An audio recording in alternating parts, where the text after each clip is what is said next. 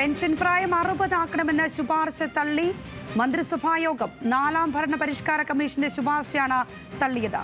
വിവരങ്ങളുമായി തിരുവനന്തപുരത്ത് നിന്നും അനു VS ചേരുന്നുണ്ട്. അനു, എന്താണ് കൂടുതൽ വിവരങ്ങൾ? ഇന്ന് ചേർന്ന മന്ത്രിസഭാ യോഗത്തിലാണ് ഏറ്റവും പ്രധാനപ്പെട്ട തീരുമാനത്തിലേക്ക് എത്തിയിരിക്കുന്നത്. അതായത് സംസ്ഥാനത്തെയും പെൻഷൻ പ്രായം 60 ഉയർത്തണമെന്ന 4ാം ഭരണപരിഷ്കാര കമ്മീഷന്റെ ശുപാർശ മന്ത്രിസഭാ യോഗം തള്ളിയിരിക്കുന്നു. അതേസമയം മറ്റ് ചില കമ്മീഷന്റെ ശുപാർശകൾ ഭേദഗതികളോടെ അംഗീകരിക്കാനും ഇന്ന് ചേർന്ന മന്ത്രിസഭാ യോഗത്തിൽ തീരുമാനമായി. അതായത് ഏറ്റവും പ്രധാനമായും ഈ PSC നിയമനവുമായി ബന്ധപ്പെട്ടൊക്കെ ഒഴിവുകൾ വളരെ വേഗത്തിൽ ഒഴിവുകൾ PSCക്ക് റിപ്പോർട്ട് ചെയ്യണം. PSCയിൽ ഒഴിവുകൾ റിപ്പോർട്ട് ചെയ്ത തസ്തികകളിലേക്ക് നേരത്തെ പറഞ്ഞതുപോലെ താൽക്കാലിക നിയമനങ്ങൾ, അതായത് എംപ്ലോയ്മെന്റ് എക്സ്ചേഞ്ച് വഴിയുള്ള താൽക്കാലിക നിയമനങ്ങൾ പാടില്ല എന്നതടക്കമുള്ള തീരുമാനവും ഇന്നത്തെ മന്ത്രിസഭാ യോഗത്തിൽ അംഗീകാരം നൽകിയിരിക്കുന്നു.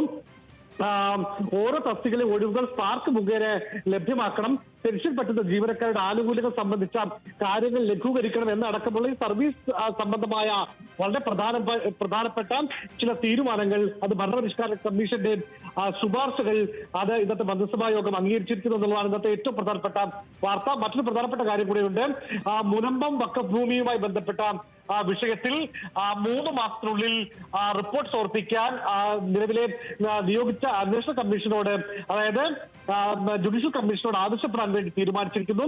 ഹൈക്കോടതി ആക്ടിംഗ് ചീഫ് ജസ്റ്റിസ് ആയിരുന്ന justice CN Ramachandran Nair judicial കമ്മീഷന്റെ അന്വേഷണ റിപ്പോർട്ടാണ് 3 മാസത്തിനുള്ളിൽ തന്നെ നൽകണം എന്ന ഒരു ആവശ്യപ്പെടാൻ വേണ്ടി സർക്കാർ തീരുമാനിച്ചിരിക്കുന്നത്. മാത്രമല്ല, ഏതൊക്കെ വിഷയങ്ങളാണ് അന്വേഷിക്കേണ്ടത് എന്ന് തീരുമാനിക്കാൻ, അതായത് കമ്മീഷന്റെ പരിഗണനാ വിഷയങ്ങൾ തീരുമാനിക്കാൻ ചീഫ് സെക്രട്ടറിയെ ചുമതലപ്പെടുത്താനും ഇന്ന് ചേർന്ന മന്ത്രിസഭാ യോഗം തീരുമാനിച്ചിരിക്കുന്നു. മറ്റൊരു പ്രധാനപ്പെട്ട കാര്യം കൂടിയുണ്ട്. അത് തൃശൂർ നാട്ടികയിൽ കഴിഞ്ഞ ദിവസം ഉണ്ടായ വാഹനാപകടമാണ്.